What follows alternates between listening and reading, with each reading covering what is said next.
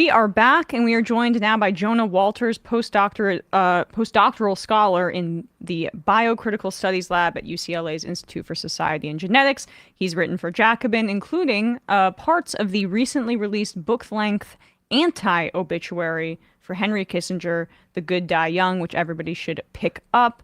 Jonah, thanks so much for coming on the show. Thanks for having me. So, I felt when Kissinger died, kind of just a sense of ambivalence to a degree, because the fact that I know people were celebrating and it's fun and the memes are fun about it.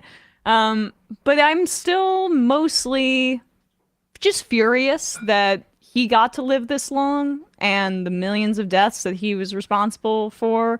Those folks, I mean, they had no chance. And I guess, what was your initial reaction? This book had been in the works for a while in anticipation of this guy eventually croaking. But what was your initial reaction to his death?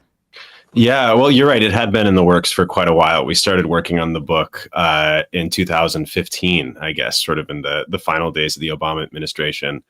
And then continued poking and prodding at it throughout the Trump years and into the Biden administration. So I think I was starting to feel impatient, as you say. My initial reaction when I heard the news, frankly, was relief that we finally got to release the book. I was really excited for the book to reach readers sort of in this moment. Our contributors, we seized upon the idea of releasing the book on the day of Kissinger's death relatively early in the process. And so our contributors did a really fantastic job creating essays that were that didn't depend upon the immediate political context of the book's release to resonate with readers. So I was really excited for readers to encounter these arguments and these stories now. And I mean, it's important, I think, because of the revisionist history about his legacy. Obviously, the fact that he is still revered by people like Hillary Clinton, and many in the national security establishment. Many see their work on behalf of our government as a continuation of his project of global, U.S. hegemony and domination. And, it's incredible to see that, given the fact that, you read about his relationship with Nixon, who many of these people, liberals or whatever, would widely regard as a president that should not be revered in any way. And yet these two guys were working hand in hand to, of course, Nixon and Kissinger extended the war in Vietnam and expanded it, but also the illegal bombings of Laos and Cambodia during that time, done in secret, seemingly just based on a bloodthirsty ideological drive to exert American might through body count. Yeah, Kissinger was certainly really skilled at navigating the bipartisan political and social landscape in Washington. In fact, early in the book, in the preface I wrote with my co-editors, we have some fun describing Kissinger's 90th birthday party, which was this big black tie affair that took place in New York City and that famously featured speakers from both the Republican and the Democratic Party. So this meant that you had sort of an unlikely cast of characters rubbing shoulders at this big event in New York City. You had John McCain giving this just really grandiose toast about Kissinger. And then later, according to party reporters, you had Hillary Clinton arriving through a back entrance with her arms open, asking who's ready for round two. And I think that scene really encapsulates the role that Kissinger was able to occupy, not only amongst, the social circles of the political elite, but also in American culture writ large. He was seen as this uniquely capable, grandfatherly figure. At the end of his career, early in his career, he was seen as sort of a sex symbol, but he was seen as this uniquely capable figure who could shepherd American power and was willing to make decisions that, as you say, stacked up bodies on behalf of American interests.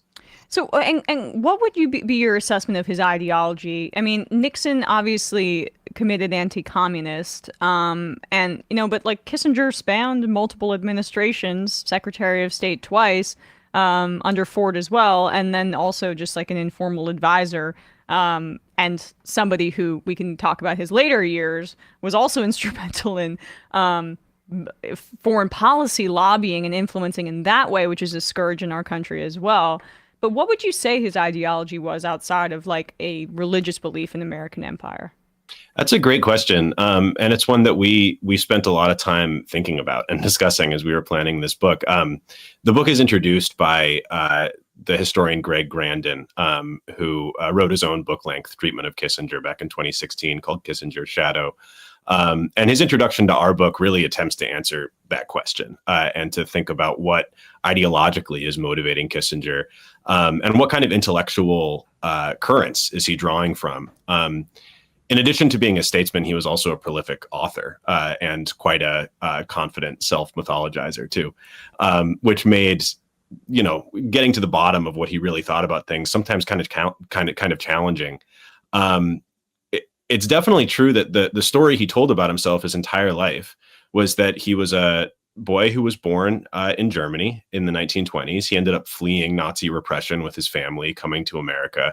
And then he returns to America at the age of 20, or he returns to Germany, excuse me, at the age of 20 as an American intelligence officer. He's drafted into the army, and then he participates in denazification efforts in a city in Germany where he's stationed for several years.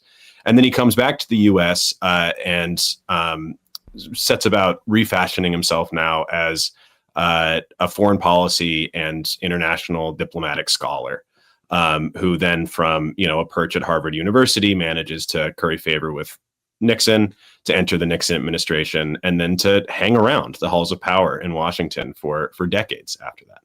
Yeah. Before he went to Harvard, he went to Lafayette College, my alma mater, but we don't really like to talk about that. But I mean, yeah, it's fascinating too, because obviously within the context of the crimes of genocide in Gaza that we're seeing right now, it's instructive that somebody who experienced, what was a Jewish man born in Germany and then helped liberate a concentration camp and was a part of the armed forces of fighting the Nazis. It's instructive about how witnessing and seeing atrocities doesn't necessarily mean you're going to take the right lessons from that and try in your life to limit atrocities in the future, because whatever lesson Kissinger took from that is that not that we need to bring peace to the world, but that American the American efforts abroad are of warfare are what need to be taken from this moment. Yeah, and I think he learned a lesson, really, if we can call it that, about exercising power. And about, I think, really what he draws from over the course of his whole career isn't so much an ideology as a willingness to exert power and an almost a sort of libidinal attachment to exerting power. He was famous for thinking of America as a country that created the world in its own image. The most important thing was American strength. And to project American strength was, in effect, how America created its identity in the world. I think it's also important to say, though, that one of the things that we were really trying to do with this book is to think about Kissinger both as a really powerful personality and as a really important political figure in American history, but also to get away from this trend of thinking of him as an exceptional person, as someone who was drunk on power, say, or unilaterally making a bunch of decisions that had awful consequences around the world, and instead start to think about him more consistently and systematically as an embodiment of official U.S. policy. Mm-hmm. I mean, there's a reason that, his 90th birthday party, for example, was attended by Condoleezza Rice and Hillary Clinton. There's a reason why it was only with his 100th birthday earlier this year that I even started to see the occasional ding to his reputation in the mainstream press. He embodied American objectives, and he was willing to make decisions that advanced American interests for the better part of a century. It's the way that, there's this drive to look at Trump, for example, as someone separate from the Republican Party, as opposed to a complete creation of the politics of the Republican Party. In many ways, Kissinger is not, a rogue individual, but as you say, a creation of American empire in the post World War II world. and also the embodiment of capitalism and global capitalism too. Because as I asked you earlier, like what was his ideology? It's kind of irrelevant because in practice he was an instrumental figure in violent anti-communist military operations by the United States that spanned multiple continents. I mean, like the I mentioned earlier, obviously the secret bombing of Cambodia that killed hundreds of thousands and then led to a genocide there. But he was a huge part of toppling governments in Latin America on behalf of right-wing dictators. Yeah, that's exactly right. And this is another argument that we try to make in the book. In the preface I wrote with Bhaskar Sankara and Rene Rojas, the other editors on the project. Kissinger doesn't just personify American power. He personifies American power at a really key moment in history where that power wasn't guaranteed. And in fact, at times seemed really close to collapsing. So after the end of World War II, the United States takes on a new geopolitical role in the world. And this is to reestablish global capitalism, or to ensure favorable conditions for capitalist investment in as much of the world as possible. And coming out of the wreckage of the Second World War, this isn't an easy thing to accomplish. And it's not a straightforward thing to accomplish either. I think a lot of times people maybe get things confused when they think about the American state's role as being to advance the immediate sort of profit interests of American corporations overseas. There's certainly an element of that takes place.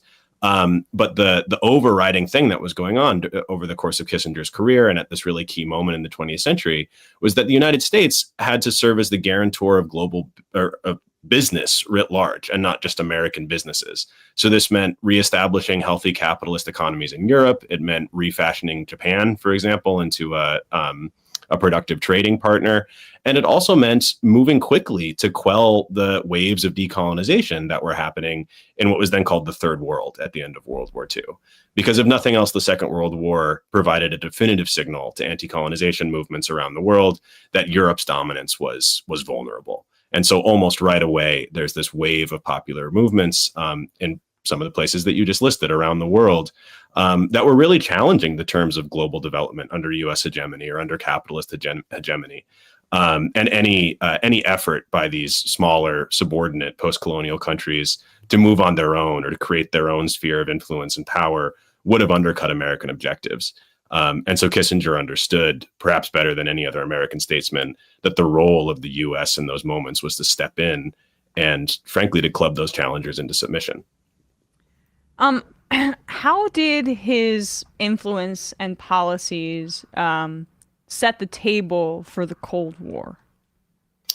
Yeah, that's a great question. I mean, it's another story that Kissinger loved to tell about himself was that he was part of a group of Cold Warriors who understood how to balance American power against the threat of Soviet power or Soviet global influence.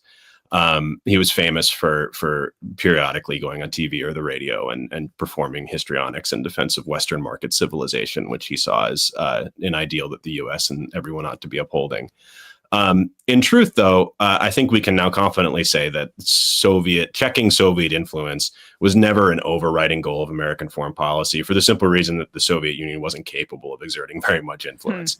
After World War II, it resigned itself to a strategy of détente as a strategy of preserving itself against American intervention. It demanded really only a ring of buffer states to protect itself from what it saw as hostile powers in Europe and elsewhere. And after that, it allowed the United States and its partners to really operate and maneuver unchecked by Soviet counterpower throughout the Third World. There's a quip actually in our preface about how for an entire generation of movements, not only in the Third World but in places like Cyprus. There's a whole generation of militants there who understand the Cold War as a serial Moscow sellout of liberation movements around the world.